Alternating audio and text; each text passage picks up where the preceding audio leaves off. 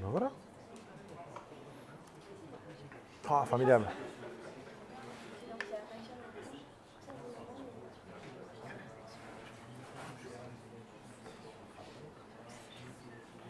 Vous voulez qu'on y aille ou... Ah,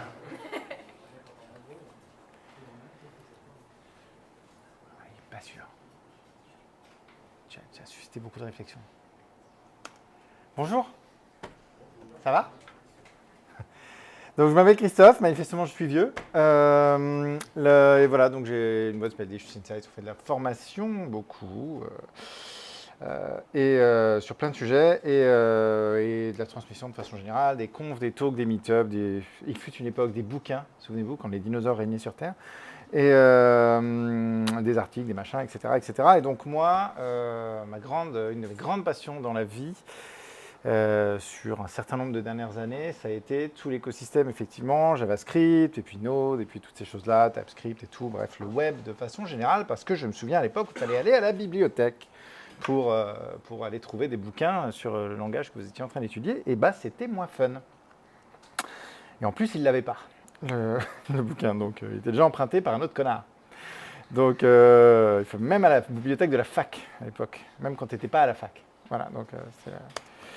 Alors, ce petit talk-là, c'est la troisième fois que je donne, il est issu en fait du consulting de trop, quoi. Il y a un client comme ça avec qui j'ai travaillé sur le long terme pour monter leur équipe Node. C'est des gens qui à la base font du cold fusion. Ça existe encore. Tout Sodexo est fait avec ça, ton RIE est fait avec ça. Tes sandwichs triangles sont faits avec ça. Peut-être pour ça qu'ils ne sont pas très bons. Et donc, ils passaient, ils ont vraiment 95% de leur business qui est là-dedans, et avec Sodexo et tout. Et en fait, ils avaient besoin de monter, ils font beaucoup de l'informatique gestion, ils avaient besoin de monter une équipe vraiment Node, et Vue et tout ça, enfin des trucs. Et ils avaient besoin donc de construire une équipe. Le problème, c'est qu'ils n'ont pas fait ça dès le départ. Ils ont commencé par galérer pendant 3 ans, faire à peu près toutes les erreurs possibles et imaginables, mais les ancrer dans du code qui, du coup, ne trouvait pas trop son chemin vers la prod, en tout cas vers le respect des deadlines. Et au bout d'un moment, ils sont venus me chercher. Donc ça a été un peu chaud. Je crois que le premier jour, quand j'ai ouvert le code, enfin, je suis sorti avec des envies de pleurer, quoi. Je veux dire, je crois que c'était dans le bottom 3 des codebases que j'ai vu de ma life. Et j'en ai vu un certain nombre. Et du coup, l'idée, c'était de créer cette culture et de créer ce refacto et de les amener vers un socle applicatif réutilisable, etc. Et donc, ce faisant, évidemment, je suis tombé encore et encore et encore sur à peu près tous les anti-patterns imaginables dans le JavaScript asynchrone. Que ça soit à base de callback, à base de promesses, à base d'async await. En plus de ça, async await, c'est un peu le génie dans la bouteille, parce que c'est un peu le truc, sur le papier, ça a rendu les promesses faciles. Il y a même des gens qui pensent que ça a remplacé les promesses. Donc déjà, on part de loin dans ces contextes-là, mais il y a encore des gens qui pensent ça. Mais le problème, c'est que ça a créé ce côté très JavaScript, très jQuery, très PHP, j'en fais sans jamais l'avoir appris, quoi. Sur un malentendu, ça peut marcher. Programmation Jean-Claude Duss, tu vois, un peu. Et c'est vrai. Je veux dire, me dis pas que tu t'es fadé toute la doc de PHP. Qui fait ça? En plus, elle est tellement incohérente avec elle-même. Avant de faire du PHP. Ça viendrait à l'idée de personne de faire du Spring Boot sans avoir appris Java pour de vrai et Spring pour de vrai. C'est juste pas techniquement faisable. D'accord? Citroën plus 1 est là, il va s'inquiéter très très fort. Mais par contre, ou du C#, du .NET, du machin. Par contre, le web, on est en mode YOLO, allez, je vais copier-coller Stack Overflow. J'ai pas trop compris, mais c'est un peu comme en CSS. C'est ouais, dans le doute, mais un position relative, un zoom in, je sais pas pourquoi, mais ça marche. Tu sais, c'est une sorte d'invocation vaudou. Ou Git, c'est pareil. Hein, il y a pas, tous, vous faites du Git. Je suis prêt à parier qu'il n'y en a même pas 1% qui a vraiment formellement été formé à Git pour de vrai. Ou qui connaissent Gitad-P ou des choses comme ça, par exemple. Enfin, moi, en tout cas, on forme sur Git depuis 12 ans, j'aime autant te dire que plus ça va, plus j'ai des gens seniors en Git, et plus ils se paument dès la première demi-heure. Et donc là, c'est un peu pareil, et j'en ai eu marre, donc j'ai dit, on va faire un petit catalogue, issu de la vraie vie, mais je ne vous dirai pas le nom du client, parce que je ne suis pas un connard, quand même. Tout, c'est le même client. Hein. C'est rien que lui. Limite, en 5 fichiers, j'avais déjà tout le catalogue. D'accord ? Et donc, moi, je l'ai documenté pour eux, en interne. Tu disais pareil, voilà, formaliser, standardiser, etc. C'est la même chose. Donc, ça faisait partie de cette création de culture, de best practice. En anglais, parce qu'une bonne partie de l'équipe dev, c'est des apprentis cambodgiens au Cambodge. Et donc, ils ont la niaque, mais ils n'osent pas trop dire quand ils ne comprennent pas. Donc, du coup, faut vraiment y aller. Et je me suis dit, je vais en faire profiter les autres, tant qu'à faire. Alors, j'ai demandé au client s'il était d'accord. Je lui ai dit, je te cite pas quand même. Il a dit, ouais, bah, ok, si tu me cites pas. Voilà. Donc, les usual suspects, c'est quoi? Alors, voilà, je vous les sors un peu pêle-mêle, hein, et puis on va voir un peu pourquoi. Alors, attention, tac, tac, tac, async sans le await d'enrobage. Enfin, ni enrobage de promesse voulue. Alors, voilà, c'est genre, bah, la fonction fait un truc asynchrone, conceptuellement. Du coup, j'ai mis async. Comme ça, au moins, ça dit ce que ça fait, tu vois. Et tu vois ça, du coup, cette fonction, incidemment, je vous le rappelle, renvoie une promesse, hein, automatiquement. Hein, et elle est dans ce qu'on appelle le contexte de protection des promesses. C'est-à-dire que ça devient une promesse rejetée dès la première ligne, enfin, tout va bien et tout. Sauf que il n'y a pas de promesse, en fait. Donc, vous allez me dire, bah, c'est pas grave, qui peut le plus peut le moins. Hein, voilà. Je veux dire, oui, c'est vrai, mais du coup, elle envoie une promesse, ce qui, dans des tas de cas de figure, ici, ça va, c'est un gestionnaire de requêtes, bon, il s'en fout un peu. Hein. Que ce soit Restify, Express, Express, il n'a toujours pas trop compris que async await. Hein. Mais enfin, si, dans la 5, qui est en bêta depuis 1000 ans, mais toujours pas sorti. Mais sinon, Restify, Fastify, ils font, ouais, une promesse, ok, d'accord, je vais voir, mais ok, elle s'est accomplie avec undefined, formidable. Mais c'est juste que, par contre, ce truc-là l'enrobe dans une promesse à un coût de runtime, pour cet enrobage et ce check, pour rien. Alors voilà un autre. Tiens, bah voilà, tu fais, mais peut-être qu'elle était async à un moment. Je veux bien leur donner le bénéfice du doute. À un moment, peut-être, il y a 137 commits, il y avait un await. Mais voilà, là j'aime bien celle-là aussi. Alors effectivement, General Parameter Create, c'est quelque chose qui renvoie une promesse. Mais du coup, voilà, c'était déjà une promesse. C'était pas la peine de. Hein. Donc regardez bien, attention, on va le refactorer. Hop! Moi, j'adore virer du code. C'est tout ça que les bugs n'auront pas, tu vois. J'adore virer du code, c'est mes refactos préférés. J'adore quand mon diff, tu vois, il est très rouge. Tu vois, il y a du sang dans les rues. Et ce truc-là, c'est pas seulement qu'il y a moins de caractères, parce que tu n'es pas payé au caractère. Si tu es payé au caractère, fais du Java. Tu vois, ou du Swift, enfin de l'Objective-C plutôt. Ça, c'est vachement rentable. Ou du COBOL. Il y a des gens, vous savez, il y a des COBOListes, beaucoup plus vieux que moi, qui sont sortis de leur retraite pour se faire des TJM à 4000 balles. Avec des trucs qu'ils ont appris il y a très longtemps, la formation continue, ils ne savent pas ce que c'est. Hein. Et ça fout un peu les jetons quand même. Toi, tu es là, tu fais du React Native, tu fais des trucs cool, et tu as un vieux pépère qui est encore en mode « les meufs savent pas coder !» Qui n'a rien appris techniquement depuis 1000 ans, son TGM c'est 10 fois le tien, putain, les boules. Tout ça parce qu'aucune banque a les coronesses de refaire son CBS, quoi. C'est chaud quand même. C'est grâce à ça qu'en France, les ordinateurs qui gèrent tes virements, ils prennent tous leurs week-ends et les jours fériés. Et ils sont au courant que 2 fois par jour, à 8h et à 16h. Sauf si tu es chez MemoBank. Alors, le map a tort sur un async. Qui a déjà vu ça? Le mec fait un map sur un async en disant qu'en fait, c'est comme un map normal, il va récupérer les résultats. C'est juste que chaque callback va attendre. Du coup, tu vois, il y a un await à l'intérieur quand même. Ça arrive tout le temps. Alors, hop, à main levée, voilà, parce que vous êtes tous brillants. Je ne vous apprends rien. Donc, mail sequence, au final, c'est un tableau de quoi? C'est un tableau de promesses, vous êtes formidables. C'est un tableau de promesses, effectivement. Ce async await ne sert à rien, c'est le hash de Hawaï. Tu peux effectivement faire comme ceci. C'est la même chose en plus perf, d'accord? Et puis au moins, les choses sont un petit peu claires. Tu as vraiment, effectivement, un map de... Parce que je vous rappelle que, bon, le await, il aura lieu dans la fonction async. Cette fonction async, par définition, renvoie une promesse. C'est son objectif dans la vie.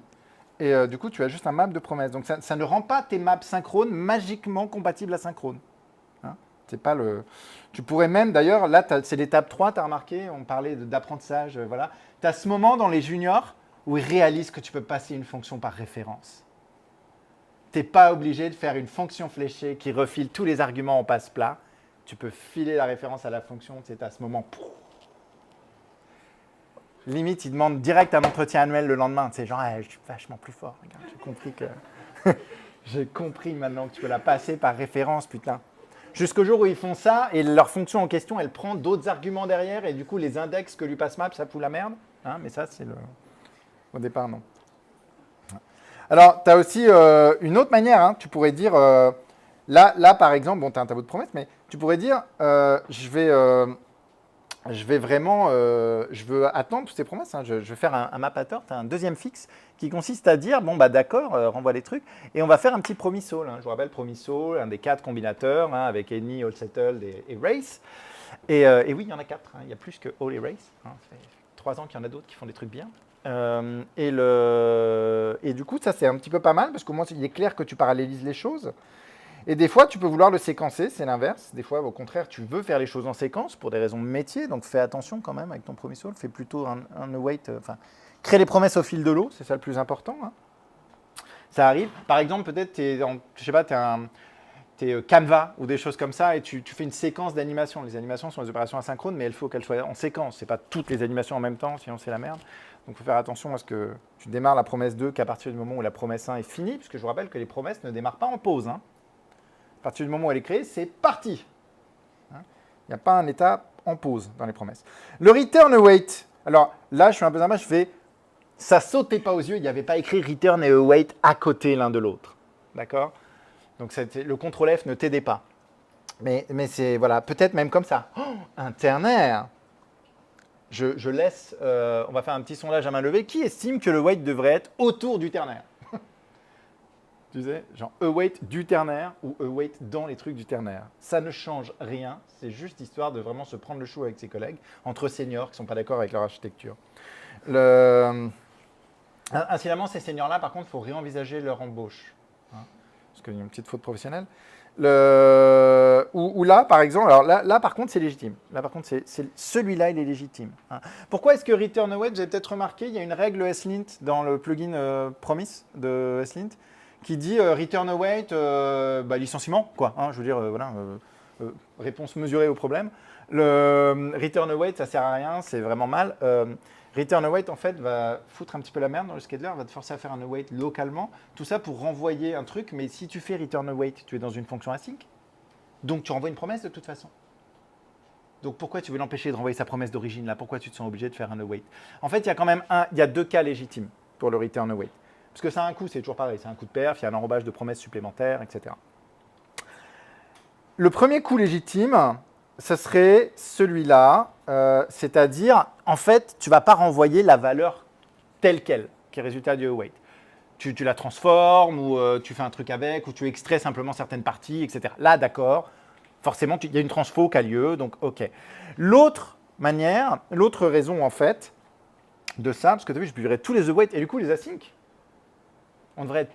Alors, je ne veux pas que vous soyez payé inversement proportionnel au nombre de caractères, parce qu'après, ça finit en concours d'obfuscation en C, ça, forfait consonne sur les variables. Non, c'est bon, quoi. Mais quand même, il y a ce cas-là, il y a un autre cas qui est légitime, et le plugin ESLint le connaît et le détecte, c'est si en fait vous êtes dans un try-catch. C'est-à-dire que vous avez besoin de faire le wait localement, parce que localement, vous allez traiter son éventuelle erreur. Hein, si la promesse rejette, du coup, ça throw en local, c'est formidable. Le grand bonheur de wait et async await dans la vie, c'est qu'on récupère toutes les structures de contrôle, tous les trucs super cool qu'on a appris la première année d'informatique et qu'on avait perdu même avec les promesses à la main. Des trucs qui servent à rien, tu vois, genre les boucles, les if, try-catch, tu vois, vraiment des trucs de gros bourgeois, quoi. Tu vois. On les récupère et c'est quand même vachement bien parce que c'est quand même super plus facile à raisonner, hein, comme ça, qu'avec des espèces de je joue entre mes portées de callback, même avec mes veines et tout, c'est infernal. Mais c'est le seul cas où return await vraiment va être intéressant, notamment si vraiment tu as écrit return await. Hein, c'est parce que tu es dans un try-catch, localement, tu souhaites traiter d'une certaine manière l'erreur qui serait le résultat du await parce que ta promesse a rejeté. Là, c'est légitime. Et le plugin ESLint, tu foutras la paix. Si tu es dans un try-catch, tu diras ok, joker. Hein. Donc voilà. Et là, pour le coup, ce wait-là, localement, est tout à fait légitime puisqu'on retransforme le bestiau et on envoie autre chose. Voilà, je vous le disais. Là, par contre, voilà, contre-exemple, c'est là, il y a une déstructuration, donc c'est légitime. Et puis, il y a le try-catch, où c'est tout à fait légitime. Je précise que si ton catch se contente de loguer un truc, et puis voilà, alias poussière sous le tapis, c'est pas forcément ouf. de manière générale, même hors du monde asynchrone, hein, le try-catch fait oh, pardon, et qui ne change rien, c'est pas dingo. Hein. Il y a peu de cas, il y a des cas légitimes, mais il y a très très peu. Hein. Et c'est pas genre oui, mais je mets console, erreur. Oui, et alors c'est pas dingo, c'est pas ouf. Et vous savez d'ailleurs au passage qu'il y a une API web dans les navigateurs qui est très bien prise en charge, ça s'appelle Report Error, qui est une globale, et qui te permet d'avoir l'affichage vraiment d'une erreur avec sa stack et tout, sans lever aucune exception. Donc sans payer cette pénalité-là. C'est ce qui est utilisé en interne d'ailleurs par React et compagnie quand il lève des erreurs. J'ai appris ça récemment, je me suis dit, incroyable.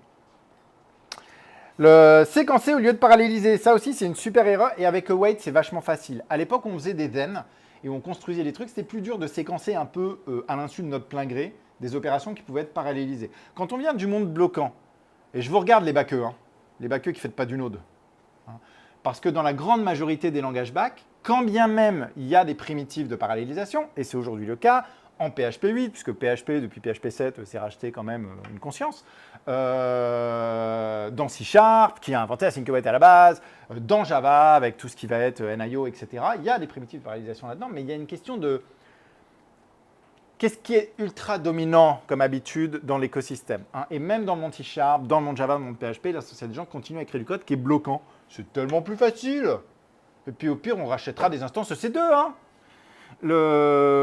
Et en Node, vu qu'on vient d'un monde où non, on n'avait pas tout ça, nous on avait les callbacks, les chaînes de promesses à la main et tout, on le sentait bien, quoi. Ça nous foutait un petit peu à la gueule que tiens, c'est asynchrone, machin et tout. Et donc, spontanément, on allait paralléliser davantage. Async Await nous a joué des tours là-dessus. Parce que c'est hyper facile d'écrire du code comme ça. Bon, déjà, tu écris un for numérique. C'est quoi ton problème? Est-ce qu'on est en 1964? Est-ce que tu connais C? Je vous rappelle quand même, repensons à nos jeunes juniors et à nos petits débutants qui aujourd'hui font leur premier cours d'informatique et qui essaient de comprendre, mais où passe le pointeur d'exécution dans cette instruction? Je vous la fais visuellement. Ting, toum, toum, ting, toum, toum, ting, toum, toum, ting, toum, toum, toum. Moi, comme tout le monde, je l'ai appris, je l'ai internalisé. Aujourd'hui, tu trouves ça lisible. Ça s'appelle le syndrome de Stockholm. Mais tu démarres le code en Ruby et le truc fait 10 times do. Ah, bah voilà. Il y a pire. Hein. Je ne sais pas si tu as déjà vu la gueule de la boucle en less. Less, c'est le truc qui a failli gagner contre SAS. Grâce à Bootstrap. Souvenez-vous, Bootstrap. Hein, ça a failli gagner. La syntaxe de boucle de less est pire, je crois. Ce qui est quand même un vrai challenge. Et aujourd'hui, je rappelle qu'on a le for off en JavaScript, qui est globalement la seule boucle que vous devriez utiliser de toute votre life. Hein. Elle est supérieure à tout point de vue. Fight me. Et j'ai des articles sur le sujet. Mais là, voilà. Ce qui est un peu dommage ici, c'est que tu as écrit ta petite boucle, tu as tes await. Bon, déjà, tu ne récupères pas le résultat. Bon. Ça peut arriver à tout le monde. Mais surtout, est-ce que tu as vraiment besoin de faire ces observes en séquence? Peut-être que oui, peut-être que d'un point de vue métier, c'est légitime. Auquel cas, s'il te plaît, un petit commentaire qui dit, ce n'est pas que j'ai pas réfléchi, c'est voulu, regarde, tac, la fiche du business case qui dit, attention, c'est en séquence. Et là, je dis, bravo. Tu as mis un commentaire qui n'a pas paraphrasé le code, mais qui a expliqué une décision d'architecture. Formidable. Parce que sinon, je me la posé la question, je fermais, on ne pouvait pas les paralléliser, puisque c'est du travail asynchrone. Il y aura la même charge de travail au niveau du serveur. Par contre, ton utilisateur final, au lieu d'attendre 100 fois le truc, il attend juste la plus longue des 100. Hein? Même charge de travail pour toi, pour ton serveur, pour ta base de données, mais l'utilisateur, il a l'impression que c'est 100 fois plus rapide. Moi, j'adore ce genre d'opti. Hein? Et pour ça, il faut paralléliser si c'est pertinent. Hein, vous avez peut-être, alors il y en a peut-être parmi vous qui ont atteint ce niveau, qui ont écrit des promises all sur des maps faits à la volée. En général, ils ont fait... Tu vois? Limite, se sont levés, ils ont été voir leurs potes d'à côté, ils font, viens voir un peu ce que je viens de faire, parce que là, la première fois, hein, parce que 6 x 8, c'est chiant. Ça c'est pas mal. Le premier combinateur de promesses sur les maps, la première fois, tu disais, j'ai l'impression quand même, ça crée du bonheur dans les équipes. It sparks joy. Quand c'est de la base de données, soit dit en passant, petit pro-type, certains d'entre nous n'ont pas la chance de travailler avec des bases open source et travaillent par exemple avec Oracle. Ça vous fait rire, hein? Ouais. Les marketeurs de chez Oracle aussi, ça les fait rire. Oracle, c'est comme PostgreSQL, mais en moins bien et beaucoup plus cher. Hein. Et tu payes à la connexion. Littéralement, c'est-à-dire que tu as une grosse base Oracle un peu corporate, tu vois. Parce que le PDG d'Oracle, il joue au golf avec le tien. Et c'est exactement ce qui se passe. Je peux te dire le nom du golf. Et donc, tu payes à la connexion. Et franchement, à l'année, genre, tu as un gros Oracle Enterprise, Tier 5 et tout, machin. Et pour avoir le droit d'avoir une connexion, une en plus, ça peut se compter en millions d'euros à l'année en licence. Par contre, on n'a pas de thunes pour les formations. Il y a les priorisations. Et du coup, tu as des limites. Tu dis, ah ouais, mais là, c'est 6 connexions, quoi. Ou 10 connexions, ou 100 connexions, peu importe. Mais en général, tu as un Oracle avec 100 connexions. Tu payes une licence sans connexion, mais tu es Amazon, toi. Qui y a en face? Vraiment, il y a du monde. Qui on a gros? T'es Blablacar, peut-être. Mais ils ne sont pas sur Oracle, ils ne sont pas fous. Hein. Le Bon Coin non plus. Donc, tu as des petits trucs, notamment, tu as une lib que j'adore qui s'appelle le Waiting, qui te fournit des tas de petits utilitaires basés promesses comme ça. Et leur map à eux, tu dis quel est l'intérêt, j'ai déjà promis Soul et tout, c'est formidable. Oui, mais leur map à eux, tu peux donner une limite de parallélisation. Il va orchestrer tout seul combien il en parallélise max à un instant T, tu vois. Et c'est comme Promisol, sauf que tu sais qu'il n'en fera pas plus de X en parallèle. Et quand pour X raison, le traitement asynchrone que tu fais, il y a une limite de capacité en face. Peut-être c'est des appels API en parallèle sur un truc, je sais pas, c'est pas mal, quoi. Ça vient de sortir, hein, c'est là depuis 2011. Voilà. Et il y en a un parmi vous qui fait putain, je suis en 6e. Voilà. C'est fatal. Alors, ça aussi, c'est un peu la loose. Parce que je me connais, je vais déborder. Alors, non, ça va. C'est un petit peu la loose. C'est mélanger, tu as déjà vu ça, forcément, tu as ce côté un peu Frankensteinesque en cours de migration de style. Tu sais? Il y avait une grosse chaîne de zen, vous l'avez tous vu, je le vois, il y en a qui font. T'en as deux, t'en as qui font. Genre, ils l'ont vu, puis t'en as qui font. Ils l'ont fait. Tu vois. Et donc, tu as ce mélange, c'est pas mal. Regarde, il y a un try-catch, il a compris, machin. Bon, il fait un truc un peu chelou, mais il y a un try-catch, etc. Bon, ok, d'accord. Et puis, il y a un await de transaction commit. Et puis, le truc, il le wait, machin, .zen. Tu fais, choose your poison à un moment, pourquoi tu. En général, quand tu arrives la première fois en refacto sur quelqu'un qui a fait ça, ça va être un florilège de mauvaise foi. Mais de ouf, il va te sortir toutes les raisons obscures, mais en mode ChatGPT bourré, de pourquoi il a fait ça, quoi. Il y en a qui seront tellement compréhensibles que ça va te mettre le doute. Donc je suis là pour t'enlever toute forme de doute. Il n'existe aucun cas légitime dans une ère d'async await pour une chaîne de zen manuelle. Aucun. Mais j'étais persuadé qu'il y en avait, hein. Mais à force de creuser, non. En fait, non, pas du tout. Il n'y a pas. Ça n'a aucun. Enfin, il n'y a aucun cas où c'est mieux. Donc clairement, choisis ton camp et en l'occurrence, évidemment, choisis async await. Hein, puisqu'il n'y a absolument, objectivement, aucune raison. On verra que même en termes de performance pure, async await, et c'est très contre-intuitif vu qu'on a l'impression que c'est une couche d'abstraction en plus, est plus performante qu'une chaîne de zen manuelle.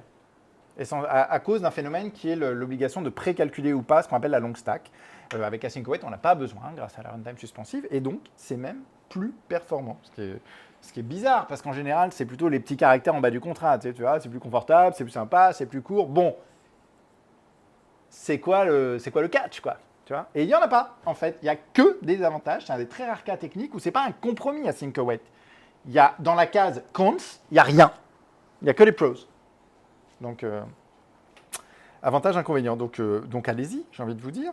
Donc, ce truc-là, voilà, hein, regarde, hop. Et d'ailleurs, au passage, si ça se trouve, tu n'as pas besoin, bon là si, parce qu'il y a des clés étrangères de merde, les clés étrangères, c'est le mal. Là, c'est plus controversé, là, ce que je viens de dire, hein, donc c'est pas tout à fait vrai, mais j'aime bien faire une bonne punchline de mauvaise foi. Là, en l'occurrence, il y avait besoin qu'elle soit séquencée, c'est bulk delete, mais peut-être pas toutes, peut-être qu'on pourrait en profiter pour paralléliser une partie, hein, par exemple. Toujours pareil, comme ça ma CI elle va aller plus vite, parce que ce genre de truc, c'est clairement, je suis en train de seeder ma base, tu vois, au début ou à la fin de mes tests, là, c'est ça qui rame son cake, j'aimerais bien que ça aille plus vite. Surtout si je veux la paralléliser. Alors, tout le monde connaît Oh my god, what the fuck BBQ, hein, c'est le what the fuck, mais vraiment à un niveau... genre, t'as du mal à croire que t'es en vie, tu vois, c'est vraiment, il y a un truc... Alors là, il y a un peu le... Ouais, voilà, Putain, celle-là, en plus, je l'ai vue, c'était tard, c'est la fin de journée, j'étais crevé. Heureusement, c'était pas fait par la personne qui était à côté de moi, mais que j'aimais beaucoup en plus, donc ça m'aurait fait chier. Mais Non, là, c'est là vraiment, je sais pas, tu as l'impression que. C'est un peu comme les cadavres exquis, tu sais. C'est chaque développeur a eu le droit de rajouter un identifiant, quelque part, un morceau de syntaxe, et on voit si à la fin ça se trouve, on ne sait pas, peut-être ça marche.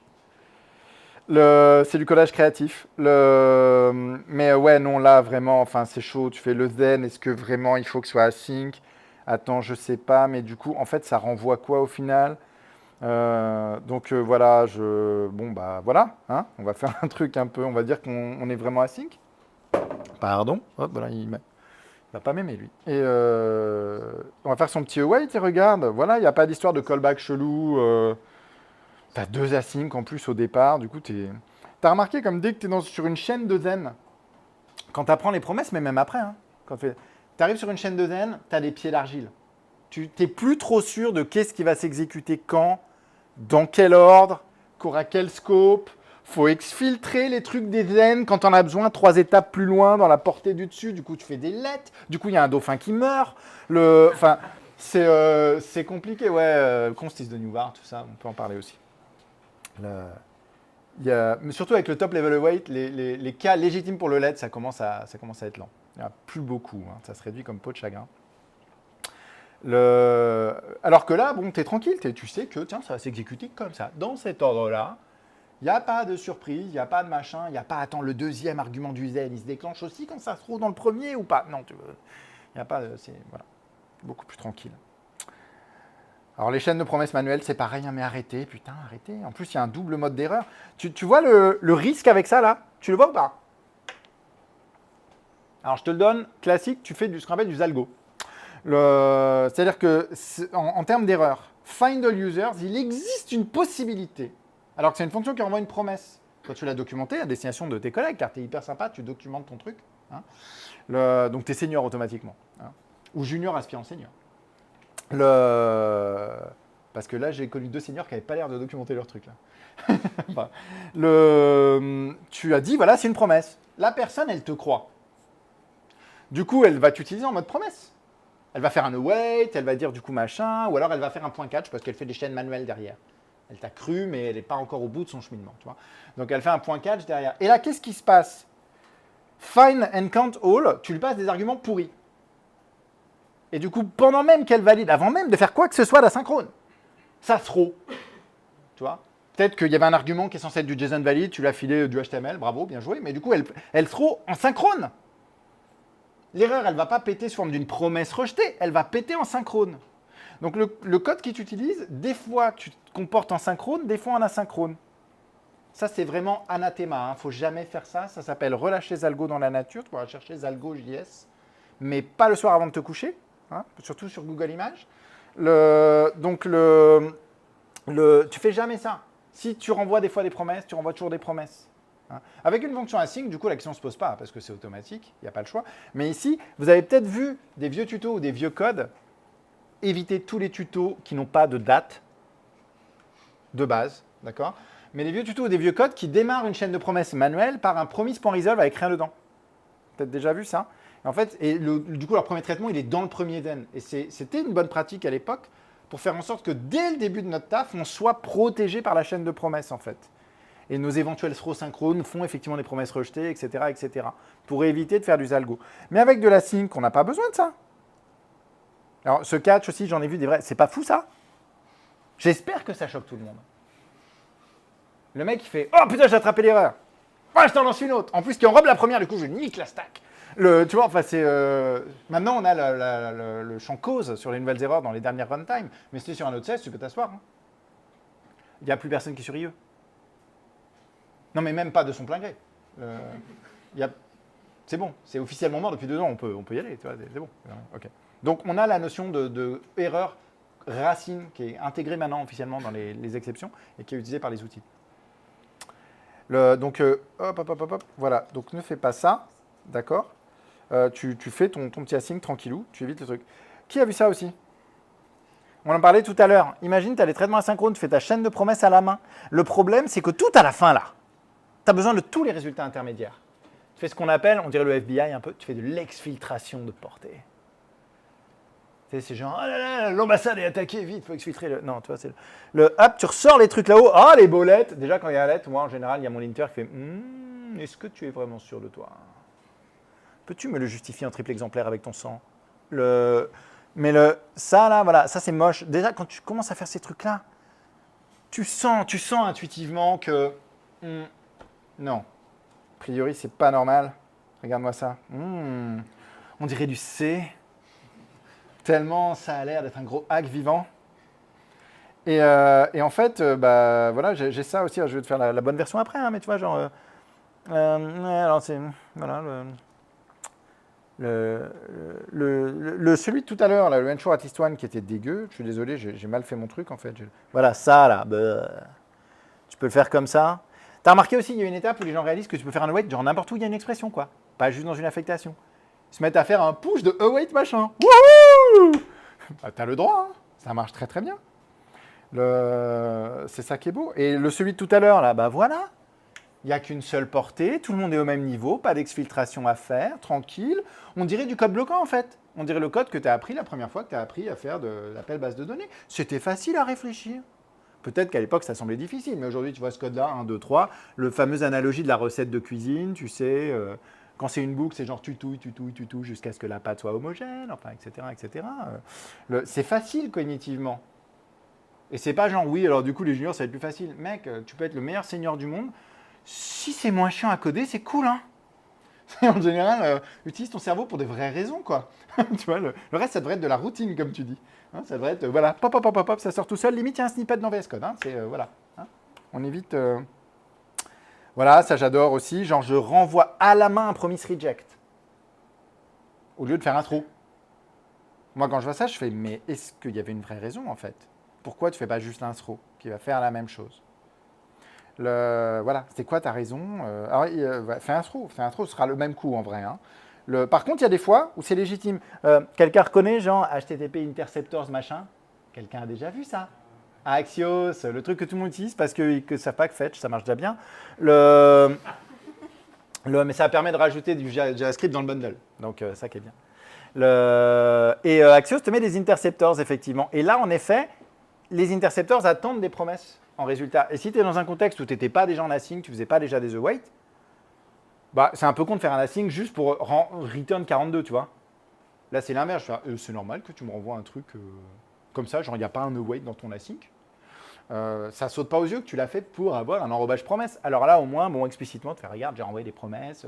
A priori, c'est pas par hasard, il attend des promesses et tout. Voilà. Là, d'accord. C'est comme tout, hein, c'est rarement tout noir ou tout blanc. Il y a des vraies règles absolues en JavaScript du style, tu écris un var, va mourir. D'accord? Depuis US 2015, il n'y a pas un seul use case légitime de var. Jamais. Mais un let au pire, ça tue moins d'animaux. Mais un const, ça ne tue plus d'animaux. D'accord? Mais la plupart de mes règles, vous avez vu, il y a des cas légitimes. Hein? Plus tu avances dans le senior et moins tu arrives avec tes gros avis tranchés, tu sais, et plus tu as la réponse énervante pour la personne en face qui est « ça dépend ». Parce que les gens aiment bien les réponses simples, même à des questions compliquées. C'est pour ça qu'il vote RN, tu vois, par exemple. Donc, voilà, hein, on va pas parler de politique, on va pas parler de religion. Alors, les cathos. Bon, donc on va éviter. Non, c'est hop, donc en résumé, quand même, je suis dans les temps, putain, pile. En résumé, async await, vraiment. Je vais oublier le reste. Ne vous dites pas, oui, peut-être, le zen, il y a des cas. Non, il n'y a pas de cas légitime de supériorité technique, de perf, de n'importe quoi, de use case pour les chaînes de promesses. Il n'y en a pas, d'accord? Par contre, attention, quand vous allez écrire votre code en async await, mettez pas async si vous n'utilisez pas await, déjà, pour commencer. Si vous faites un return await, assurez-vous qu'il y a une vraie raison. C'est-à-dire que vous êtes dans un try-catch ou alors, return await, il faut vraiment être dans un try-catch.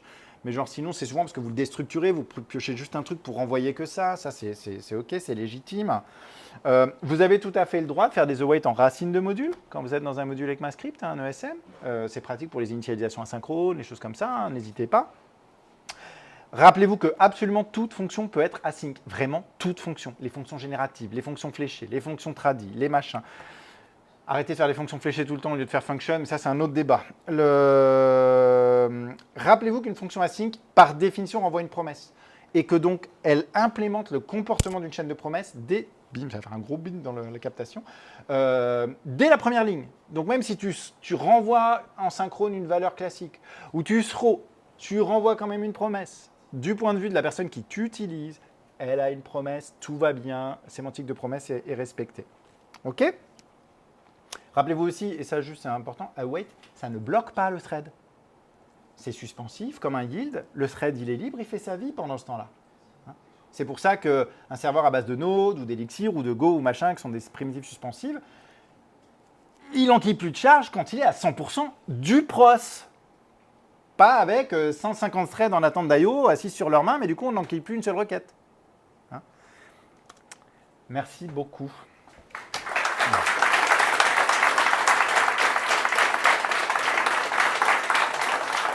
Vous avez un petit bit.ly ici.